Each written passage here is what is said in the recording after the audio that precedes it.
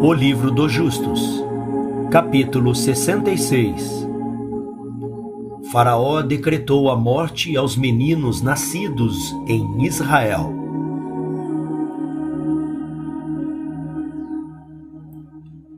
Naquele tempo, morreu Hadade, filho de Bedade, rei de Edom, e Samlá, de Merescá, do país dos filhos do Oriente, reinou em seu lugar.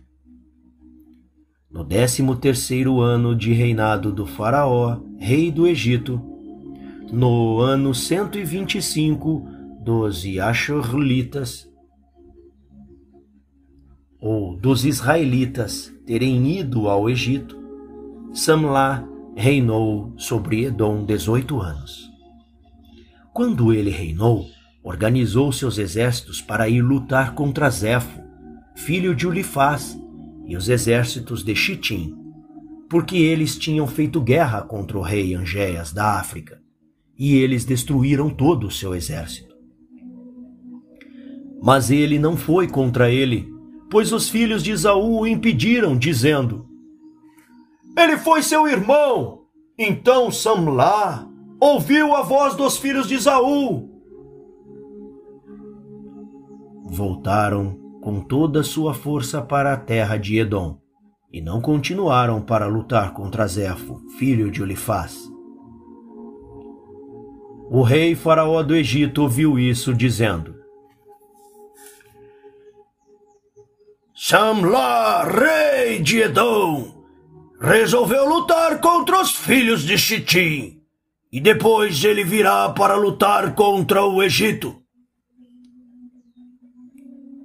E quando os egípcios ouviram falar deste assunto, eles aumentaram o trabalho sobre os filhos de Israel, para que os israelitas não fizessem a eles como eles fizeram em sua guerra com os filhos de Esaú, nos dias de Hadade.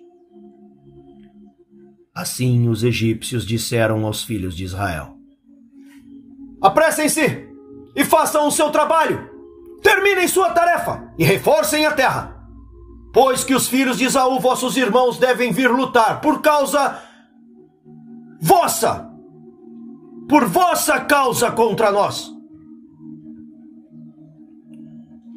E os filhos de Israel fizeram o trabalho dos homens do Egito dia a dia, e os egípcios afligiram os filhos de Israel para diminuí-los na terra. Mas quanto mais os egípcios aumentavam o trabalho sobre os filhos de Israel, assim eles aumentavam e se multiplicavam, e todo o Egito foi preenchido com os filhos de Israel. No ano 125 da ida de Israel para o Egito, os egípcios viram que seu conselho não teve êxito contra Israel. Eles aumentavam e cresciam, e o Egito e a terra de Goshen foram totalmente preenchidas com os filhos de Israel.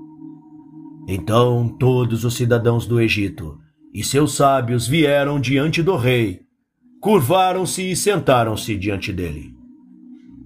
E todos os anciãos e sábios do Egito disseram ao rei: "Que possa o rei viver para sempre. Tu nos aconselhastes contra os filhos de Israel, e nós fizemos de acordo com a palavra do rei. Mas, proporcional, o aumento do trabalho, assim eles aumentam e crescem na terra, ó rei. Eis que todo o país está preenchido com eles. Agora, portanto, Senhor, nosso rei, os olhos do Egito estão sobre ti, para receber conselhos de tua sabedoria. E como podemos prevalecer sobre Israel para destruí-la ou para diminuí-los da terra?" E o rei respondeu, dizendo: "Vocês deem aconselhamento neste assunto, para que nós possamos saber o que fazer a eles."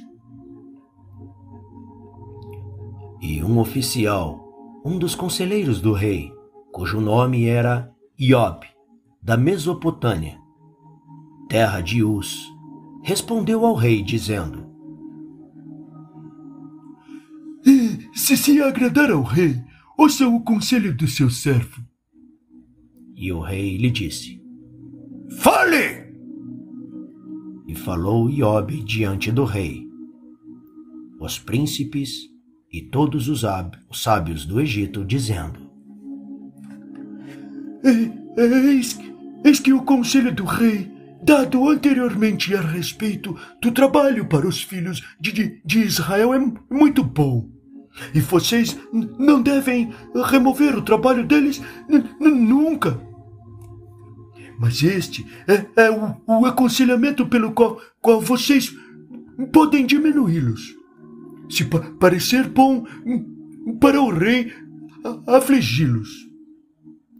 Eis que nós temos temido guerra por um longo tempo.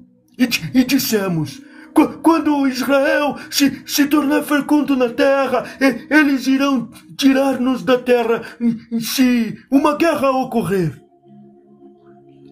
E se agradar ao rei, que seja feito um decreto real a ser escrito nas leis do Egito e não deva ser revogado. Que cada criança do sexo masculino nascida dos israelitas e seu sangue deve ser derramado sobre o chão. E fazendo isso, todas as crianças do sexo masculino de Israel tiverem morrido, o mal de suas guerras se cessará. Que o rei faça e envie para todas as parteiras hebraicas e ordenem neste assunto para assim fazerem. Isto agradou ao rei e aos príncipes, e fez o rei de acordo com as palavras de Iobe. O rei mandou as parteiras hebraicas serem chamadas. Nome de uma Sefra, e o nome de outra Puá. As parteiras vieram diante do rei e ficaram em sua presença. E o rei disse-lhes: